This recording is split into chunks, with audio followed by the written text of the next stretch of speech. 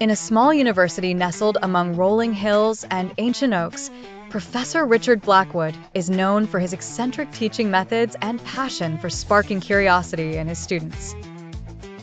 In his introduction to experimental design class, he begins the semester with an unusual task: designing an experiment to test the legend of the Whispering Oak.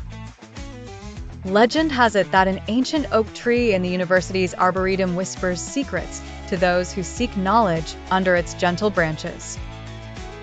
The legend has been passed down through generations of students, with tales of miraculous exam success, sudden insights, and even romantic revelations.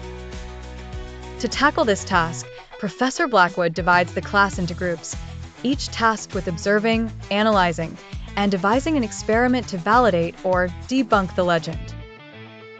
Among the students is Emily, a skeptical but curious senior majoring in biology, and Jake, a spontaneous and imaginative sophomore studying psychology. Emily and her group approach the task scientifically. They decide to record the experiences of individuals who sit under the tree. They prepare an extensive questionnaire to capture data on the participants' state of mind before and after their visit. In contrast, Jake's group opts for a more abstract approach. They design a series of psychological tests and observational studies to determine if subjects' perceptions change after visiting the tree. The first few weeks are filled with excitement. Students are seen under the tree at various times of the day with notebooks, recording devices, and cameras. Some leave in quiet reflection, while others giggle at the absurdity of it all. In the evenings, the groups gather in the library, poring over data and debating their findings. Both Emily and Jake notice intriguing patterns in their preliminary observations, but are hesitant to draw conclusions.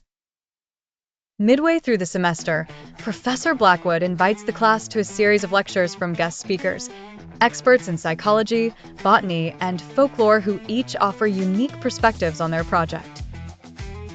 These sessions further ignite the students' imaginations, pushing them to refine their experimental methods and consider alternative explanations. As the semester draws to a close, the groups present their findings. Emily's group reports a variety of subjective experiences, but acknowledge the difficulty in isolating the tree's effect.